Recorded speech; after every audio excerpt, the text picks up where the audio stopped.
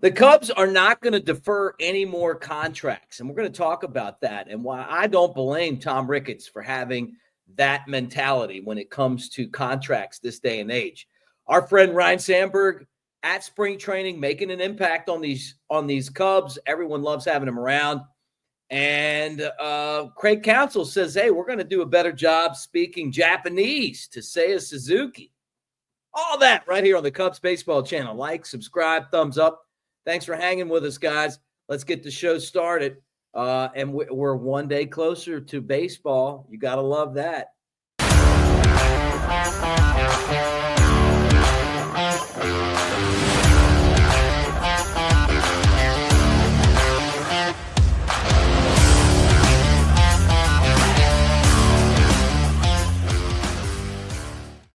What do you say, everybody? Mick Gillespie, still on the road, but still coming at you. No matter where I'm at, we're going to give you guys a show, and we're going to talk Cubs baseball. And I appreciate you guys for being here today and not being at the home studio, but still talking about our favorite baseball team, the Chicago Cubs. All right, let's get into a couple of things that I felt were really interesting. And right off the bat, Bruce Levine put out a tweet. It said, Cubs Jed Hoyer said he had many, many emails and texts with owner Tom Ricketts about money available for Alex Bregman. Cubs will not defer money any longer on contract offers. The team is still paying Jason Hayward and John Lester on deferred deals. Wow. Okay, so the reason why I felt like this was significant is that I have said since I started this channel that it's not good business to pay Jason Hayward $180 million and then the guy not deliver. And this isn't look, I like him. I appreciate that he played hard the entire time he was with the Cubs. He was not good enough for that contract. He didn't deserve it. He didn't earn it. He was terrible at the plate. And it's the worst contract in the history of the organization. Okay? And then you go out and you're still paying this guy, and he's not on your team anymore. You know, the John Lester contract doesn't bother me as much because Lester delivered while he was there. But you talk about some of these deferred contracts, and not just the Cubs, but the Bobby Bonilla deal where he's getting paid every year. He hasn't played in forever.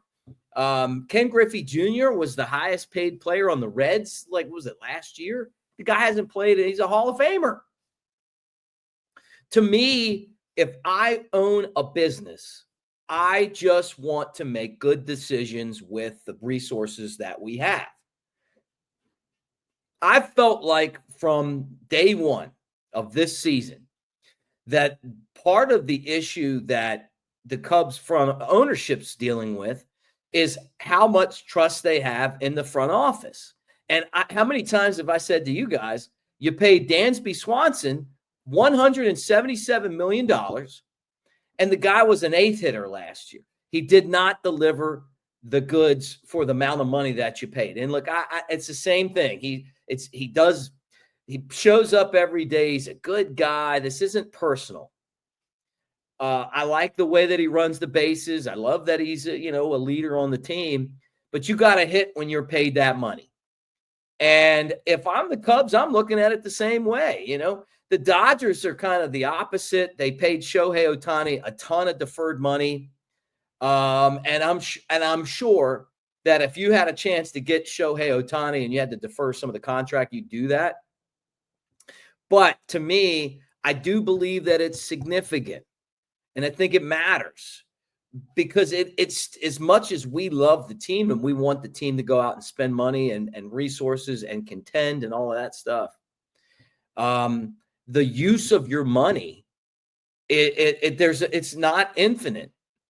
And even though it's a multi-billion-dollar asset, you don't have that money until you sell the team. And then some of you guys are going to be like, well, why would you, if you can't afford to pay for the players, then why would you do it? The Cubs have a they're lower level now of the big market teams. They're definitely going in this direction.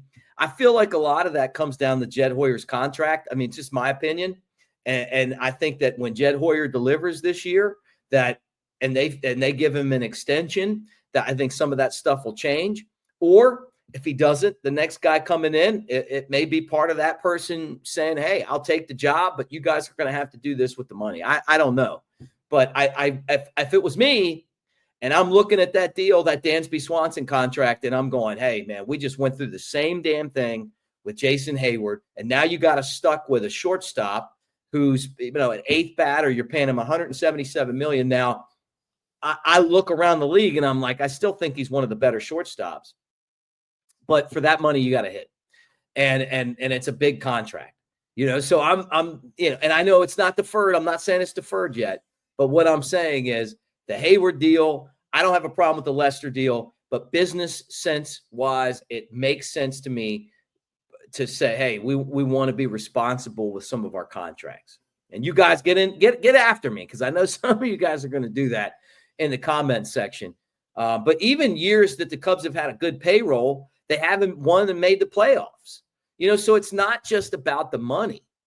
It's about developing the players that you have in your minor league system.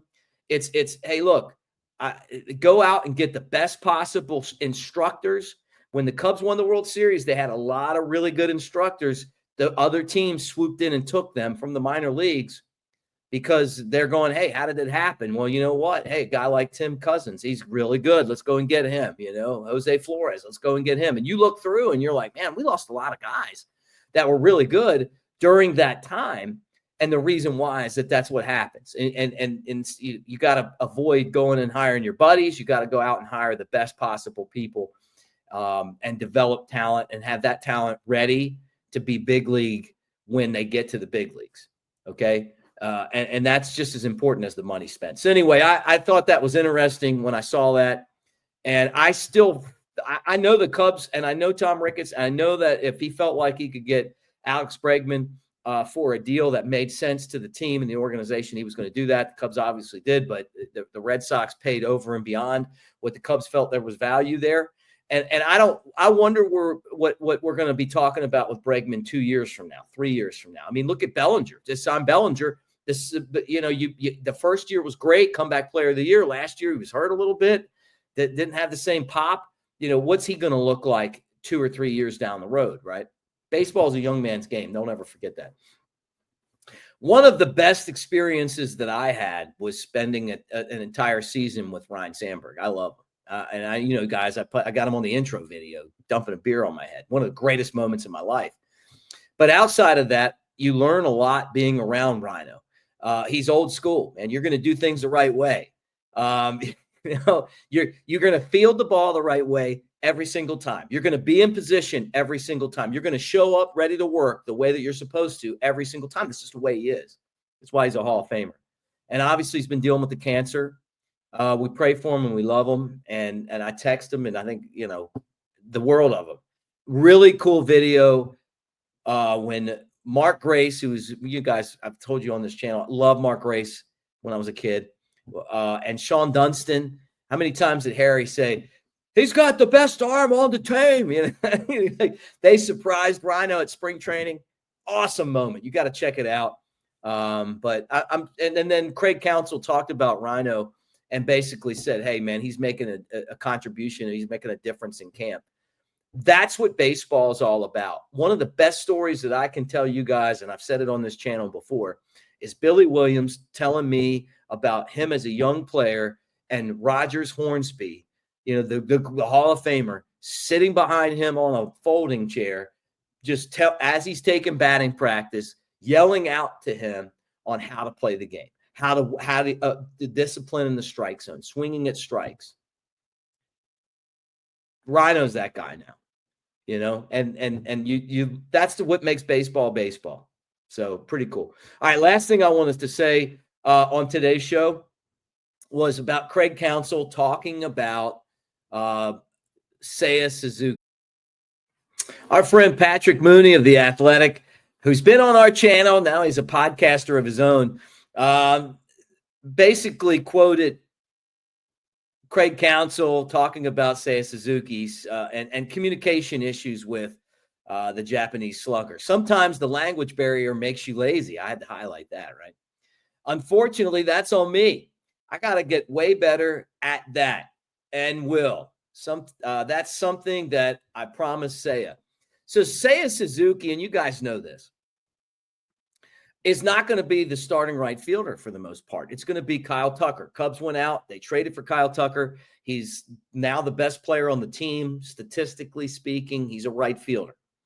I'm sure Seiya is going to play some. I don't know if Tucker plays other positions, but it's going to be Ian Happ, Pete Crow Armstrong, and Kyle Tucker. Suzuki's going to have to DH, right? They could have possibly traded him. They didn't. He's one of the best hitters on the team. He can play defense in the outfield. Actually won a Gold Glove in Japan, but it just seems like sometimes he loses the ball, and maybe in the stands or something here. He'll play some outfield. But at the end of the day, it's the communication that you have to have between player and manager in a situation like this, because Seiya is basically saying, I'll do whatever the team wants me to do. And I got to tell you, the best thing about Japanese baseball is the culture that they've created over there of team, because you constantly hear that from those guys. And it is beat into them as young players in Japan on how important it is in the game of baseball to be a consummate team player.